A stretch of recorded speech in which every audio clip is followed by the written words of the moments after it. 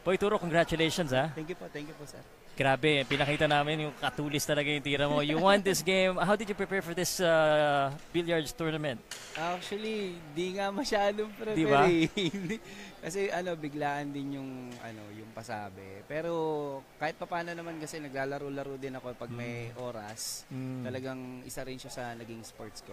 Right. Parang tambay sa billiards table ba? Yes. Parang gano'n. Parang gano'n. Parang tama-tama sa ano mo talaga sa team mo. Boy Turok, alam mo, yung sa last sequence, medyo nag-init ka nun. You're on a streak. What was on your mind?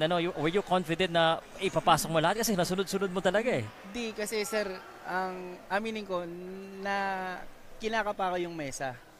Sobrang kasi ang tagal ko hindi naglaro eh. Kumbaga parang ganun ha. Inaano ko yung kinakapa akong maigi yung lamesa. Kumbaga parang pinapamiliarize ko muna sa akin.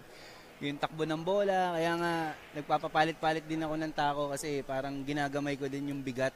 Ayun, kaya medyo dun huling rock, yun, medyo nagamay ko ng konti kaya nagdire-diretso naman. Now that you're the winner, baka may gusto ko lang i-shoutouts bago ito, pasalman. Siyempre, big shoutout nga pala sa amin sa Team Tambay. Siyempre kay Direk Pio Balbuena, siyempre sa suporta sa amin. Siyempre, dun pa rin sa mga gusto, promote ka na rin tungkol din sa Tambay Cup natin. Sa mga gusto pa rin kumita or mag-reseller, pwede nyo po akong PM. Boy Turok ng Team Tambay, yun lang po. Congratulations pare. Thank you po. Thank you very much, Boy.